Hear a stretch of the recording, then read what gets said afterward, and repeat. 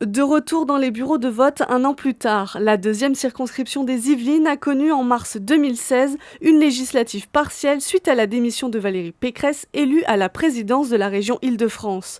Le 20 mars 2016, c'est Pascal Thévenot qui est élu député avec 72% des voix, mais avec seulement 26% de participation.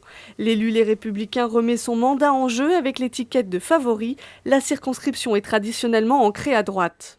17 candidats se sont déclarés pour le premier tour du 11 juin prochain. Le principal adversaire du candidat, les Républicains, pourrait être Jean-Noël Barrot. L'enseignant-chercheur de 34 ans est actuellement conseiller départemental de Haute-Loire.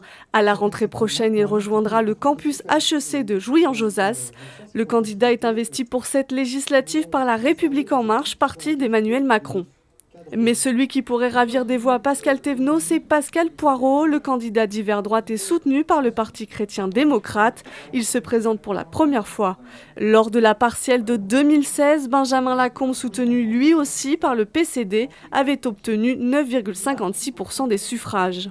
Autre prétendant, le Front National représenté par Yasmine Benzelmat, actuelle conseillère régionale d'Île-de-France.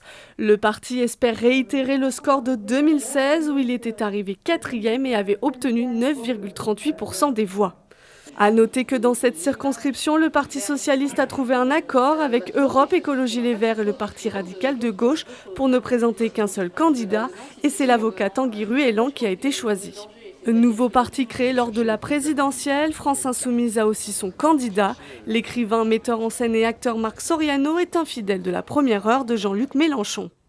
11 candidats sont aussi dans la course. Axel Brunet, candidat d'hiver gauche, Christophe Plissier pour le Parti animaliste, Jérémy Bizet, déjà candidat en 2016 pour France Écologie, Pascal Casimir Perrier, Gilles Ponte-Levoix, Françoise Florel, Céline Julier, Emmanuel Devin, Hélène Janissé, Jean-Guy Sayous et Sylvain Gargasson.